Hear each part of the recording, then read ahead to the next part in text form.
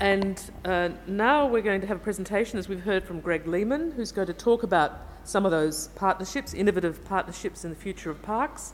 Greg, as all of you will know here, is one of Australia's most experienced park management practitioners, over 35 years, it says in your CV, in Tasmania, West Australia, New South Wales, South Australia, and as you know, is currently Executive Director of National Parks and Wildlife in the South Australian Department of Environment and Natural Resources. And he's shown over that 35 years great policy leadership and introduced significant innovation in protected area management. Thank you very much, Greg.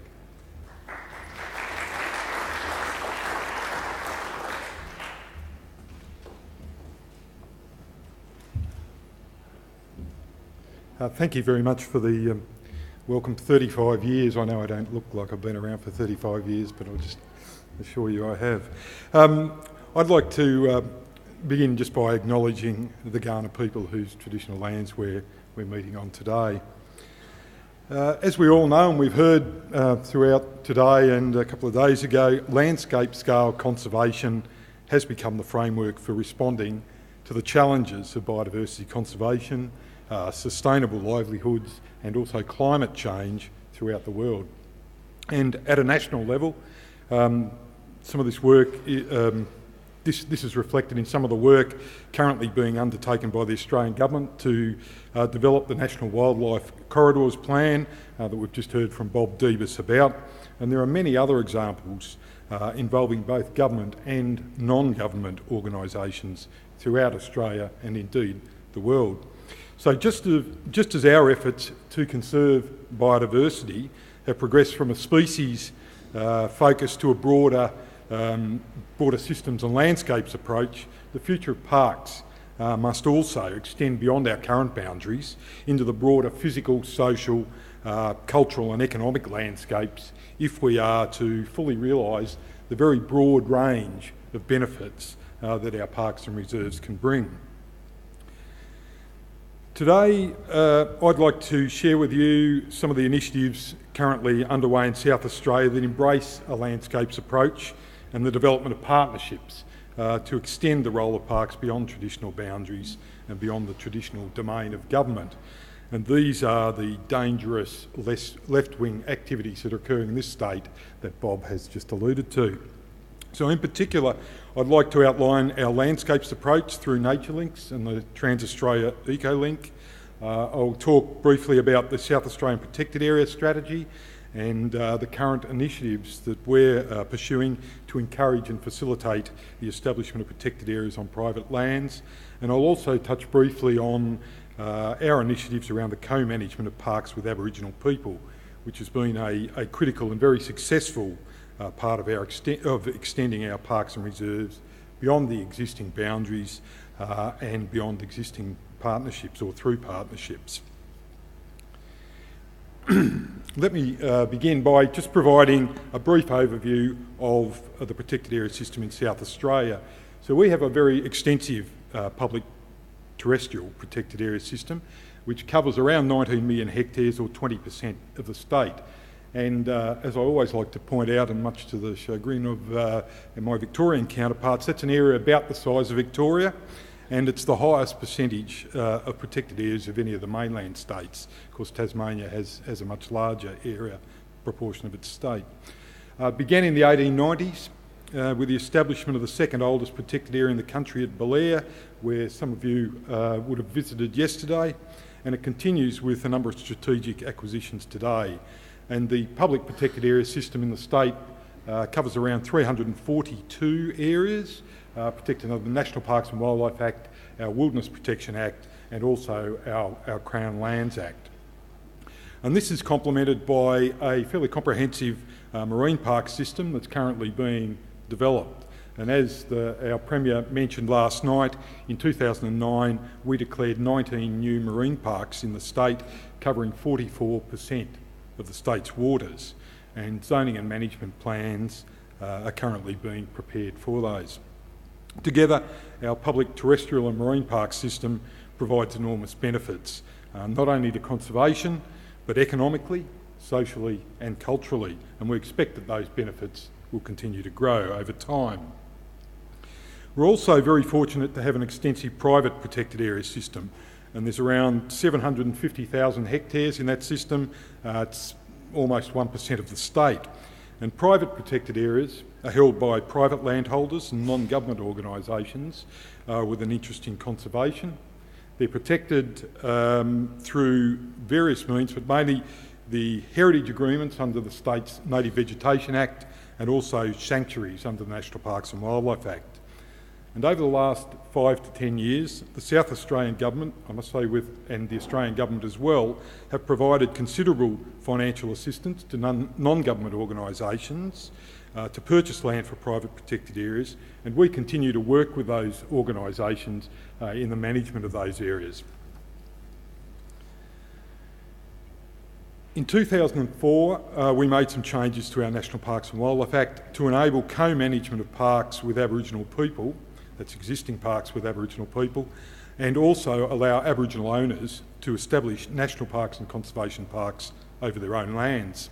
And the Minardi Conservation Park, which is 2.1 million hectares, fairly large park, in the Maralinga-Jarracha lands on the west of the state. It's that reverse L-shaped park up there on the western boundary, was the first to be established under those provisions when it was handed back by the government to its traditional Aboriginal owners. Currently 10 parks and reserves covering almost 4 million hectares, or around 15% of our total reserve system, are co-managed with traditional Aboriginal owners. And the most recent of these was only finalised 2 days ago when a co-management agreement was signed with the Arabunna people for management of a number of parks in the Lake Eyre region around the centre of South Australia. These co-management arrangements represent real partnerships and true power sharing, and our approach in South Australia has been recognised throughout Australia and indeed internationally as very innovative and successful. And the protected area, of course, is further supplemented by 8 Indigenous protected areas covering around 6.1 million hectares, and they've been established in South Australia by agreement between the Aboriginal owners and the Australian Government, and I'm sure we'll hear more about these from Dermot shortly. However, although we've got a very extensive park system, if we look at measures, just take a measure such as comprehensiveness, adequacy and representativeness, we find that only 11 of the 17 IBRA bioregions that occur in South Australia have protected areas covering more than 10%. And at a sub-regional level, we drill down to a lower level, only half of the 56 sub-regions have more than 10% protection. So quite clearly, despite the enormous efforts by government, private sector Aboriginal people to date, and the partnerships that we've already got in place, we still have quite some way to go before we have a fully comprehensive, adequate and representative system consistent with the National Reserve System. In 2002, the South Australian Government became the first in Australia to formally adopt a landscape scale approach to conservation, and 5 broad biodiversity corridors were identified and incorporated into the South Australian Nature Links strategy. Nature Links provides a framework for government agencies, conservation organisations, landholders and local communities to all come together and work together to restore and manage land and sea at the landscape scale. And the framework has been formally recognised and actually embedded into a range of policy and planning documents within the state. And they include the state's strategic plan, that's the government's longer-term strategic plan, our statutory state planning strategies, and also our NRM plans, both the state plan and at the regional levels. But more importantly, I think it's been embraced by the community, and there are now an enormous number of projects initiated by community groups and non-government interests working in partnership together and in partnerships with government to give effect to the Nature Links principles and goals in a very planned and coordinated way. And the concept was progressed even further in 2009 when South Australia joined with the Northern Territory to develop the Trans-Australia Eco-Link, and that will establish Australia's first and largest continental scale biodiversity corridor which extends from the Spencer Gulf right through to the Arafura Sea in the Northern Territory, and that's a distance of about 3,500 kilometres. And I just acknowledge Jim Grant from the Northern Territory, who's here today and was really instrumental in bringing that idea together and getting it established. And so much of the work that's being undertaken on the Trans-Australia Ecolink in South Australia is in the arid and semi-arid regions, and considerable work is being undertaken at the moment to develop the sort of partnership opportunities and incentives, particularly around carbon, to bring those pastoral leaseholders on board and enable them to contribute quite effectively to conservation at that landscape scale. We've also just recently finalised a protected area strategy which articulates the strategic framework for building a protected area system within the state, and that'll be one of the key tools for progressing nature links and establishing the core areas that are vital to the whole landscape approach. And the strategy recognises that ultimately it'll require efforts way beyond government, but supported by government, to establish a fully comprehensive, adequate and representative protected area system for the state. And this strategy applies to all land tenures and identifies priorities for assisting, that will assist to guide not only government, but those Aboriginal and private landholders who wish to establish protected areas and achieve conservation and other outcomes. So it will not only guide government in the establishment of protected areas, but it provides that guidance and direction that the NGOs and others are crying out for. So interestingly, development of this particular strategy has been welcomed not only by the conservation interests, but also those interests that are either affected by or can contribute to landscape scale conservation and protected area management in the state. They now know which areas are important, which areas we want to focus on, and where they might make a contribution or otherwise. Last year in South Australia we began development of a framework to provide a range of mechanisms for establishing and managing protected areas on private lands. And the objective of this was to make it easier for private landholders and conservation organisations who were interested to achieve their own conservation goals and make an effective contribution to the formal long-term protection of the state's biodiversity. And a discussion paper was released late last year that set out some options for supporting landowners to establish core areas. And that framework consisted of 2 existing mechanisms and 2 new mechanisms. So the existing mechanisms, as I alluded to before, sanctuaries under the National Parks and Wildlife Act. There are currently 80 of these in South Australia, covering around 100,000 hectares. They're established under quite simple, straightforward, non-binding agreements that recognise the intent of the landowner to manage their land for conservation outcomes. They're not established in perpetuity and management is actually done on a voluntary basis. But there was very strong support for these in the public consultation that we undertook. There was people sought to retain these. They see them as a valuable entry-level point to conservation on private land. So I think, as Stephen alluded to before, not everything needs to fit into an IUCN category and NRS system and everything else. You do need some options for those people who aren't ready to take that big step. The second one's the heritage agreements, 1,500 heritage agreements in the state under the Native Vegetation Act. These are registered on the land title and they remain in place when ownership of a property is transferred. And there's been very good support in the public consultation process for retaining these, for ensuring long-term protection of native vegetation on private land. 2 new mechanisms. The first of these was to update the heritage agreements. And heritage agreements, as they stand, have a focus on the conservation of native vegetation rather than broader protection and management of conservation values on the property. So one of the new mechanisms proposed was to create an updated form of heritage agreement that will extend the focus beyond just the native vegetation to the whole suite of conservation values. And the new agreements would require landowner to manage consistent with and report according to NRS, National Reserve System standards and requirements, and there's very strong support for that proposal.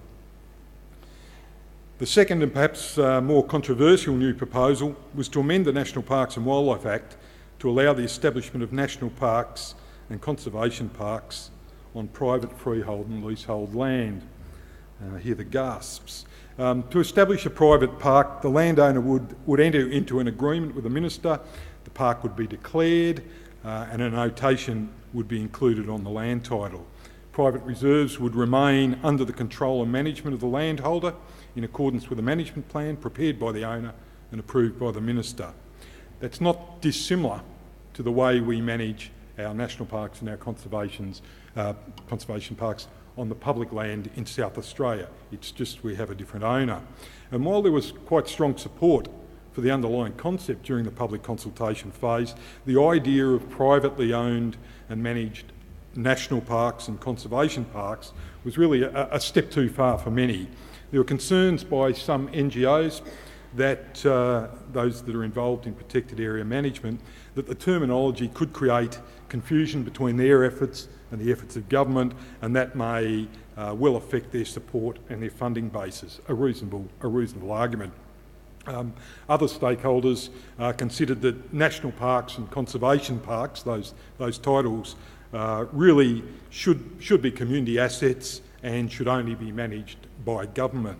And so as a result of that feedback, our current thinking is to continue to run with the proposal but amend it to move away from the terms national park and conservation park on the private lands, but perhaps run with a different nomenclature, say private reserve, which seems to have much broader acceptance and we're currently considering. There were two other issues that came up as well as the naming through this process. The first of those related to public access, and there were concerns, particularly in relation to the private reserves, that there would be some sort of public expectation of visitor access and recreation opportunities. And while there are some landholders, no doubt, who will wish to include such opportunities and benefit from them, others would prefer to avoid public access for a number of reasons, including privacy, management control, and of course potential liability.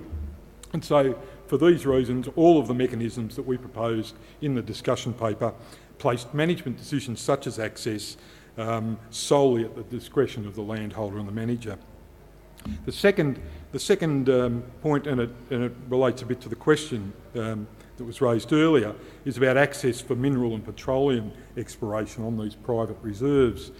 In South Australia, mining access is regulated under mining legislation across the state. Provisions exist to allow controlled mining access to parts of the park system, and this decision is taken at the time of proclamation. So, in fact, access is provided to some of the reserve system in South Australia. We take that decision whether or not it will be permitted at the time of proclamation. Whether it actually occurs, there are more decisions to be made around that. But private freehold and leasehold land in the state is generally available for mining access. And it was proposed that in the case of private reserves, a similar process would be followed, where the decision to continue mining access would be determined by negotiation at the time the reserve was actually established. But a regulatory process would also be developed and put in place to ensure that exploration and mining on the private protected areas is managed sustainably and doesn't compromise conservation values and objectives. And so we're now considering all the public consultation, the comments we received back on the protected areas on private lands discussion paper, working on those, and we anticipate that we can introduce the amendments to the legislation to be able to progress this early next year, hopefully. So to conclude my presentation, I'd just like to emphasise a couple of things. But firstly, that South Australia is a very large state. It has a relatively small and mostly city-based population. And this is a fairly common story across Australia. A number of states are like this. Despite our achievements to date, it remains a challenge for government, both financially and physically, to provide and manage a landscape-scale parks and reserve system on its own. Conservation has to be a shared responsibility. I've outlined today a number of closely interrelated and integrated policy initiatives that we're pursuing in South Australia to address conservation at a landscape scale. And these are initiatives that are going to assist us to extend the protected area system beyond the traditional role of government through partnerships with Aboriginal groups, with private landholders and with the broader community. And I think by working in partnership and recognising the benefits of parks beyond their boundaries, we have adopted and will continue to adopt new and innovative approaches to realise all the benefits that a comprehensive parks and reserve system can deliver. And this, I believe, is the future of parks. Thank you.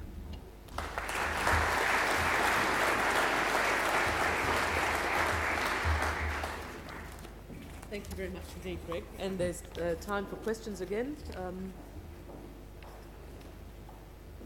I'm sure there will be, yes, David? You get a reputation.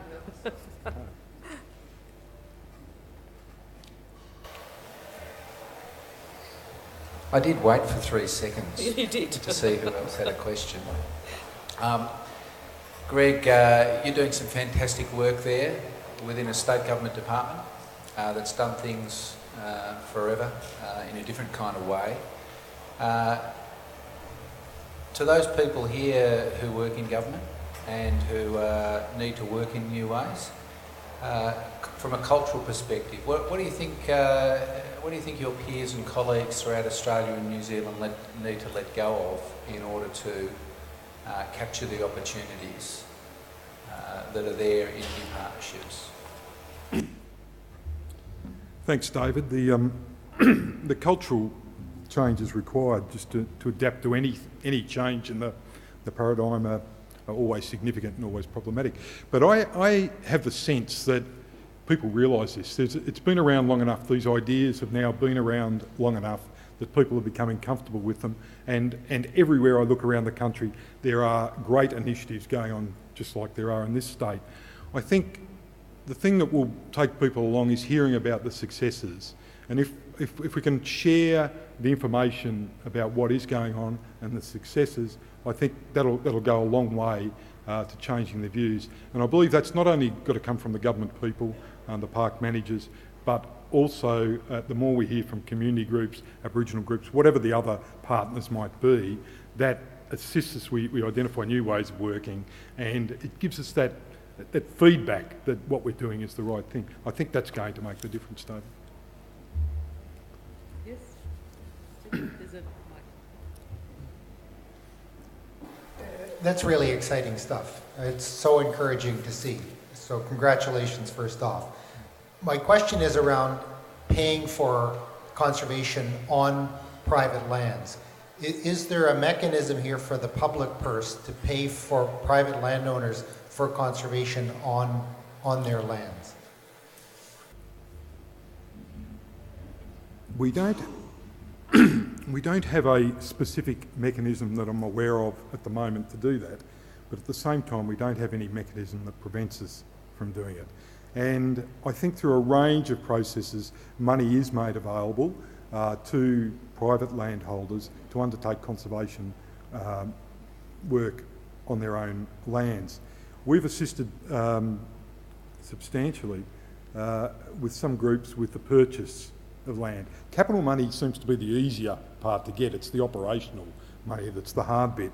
But we have assisted with that. There are a lot of government grants around. But the other thing is we have significant environmental benefit offsets through native vegetation clearance planning type processes where money is paid into a fund. That is being used more and more to assist with the management of these private protected areas, as are direct arrangements with mining companies or other companies, other interests around the place. But there's nothing stopping us, but the public purse is fairly limited just at this point in time. Thank you very much. Oh, sorry, no, there is another question here, so we'll give you the opportunity.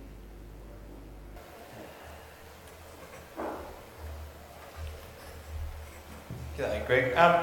Look, I work quite heavily with landholders in one of these nature links areas, and every landholder I've spoken to, thoroughly enjoys what's going on, but they feel a little bit left out when you talk about bigger properties being bought up or NGOs coming in. What about those smaller landholders who only have, say, 100, 200 hectares, who want to get involved, but they just feel like they're not part of it because they're smaller? I guess our experience has been varied. We have some difficulties in some area, but we've got some great success stories as well. I'll just pick on two at the larger scale, up in the Flinders Ranges, and we saw some great images before. We've had a project that was initiated well before we were into nature links and everything else, called Bounce Back. Started, focused on the parks, feral animal control, weed control, and grew out. It now encompasses a huge area, a whole lot of pastoral landholders and others all working together to achieve that connectivity, and the results have been outstanding. Yellow-footed rock wallaby is probably the icon there. If I look at another example over on the west coast, the Eyre Peninsula, our east meets west nature links, community groups over there are now working together with landholders, small landholders, there are only small farms over there, many of them, and doing fantastic work to revegetate, rehabilitate, build up corridors, whatever their own focus is, but within the broader nature link plan. So I think those people are on board. There will always be some people that won't pick it up. There's early adopters, late adopters, or never adopters, and the ones in the middle. I think we're starting to pull the ones in the middle on board now. So, we will have mixed results, but I remain quite optimistic. Thank you very much, Greg. Thank you. Thanks for your presentation. Very helpful.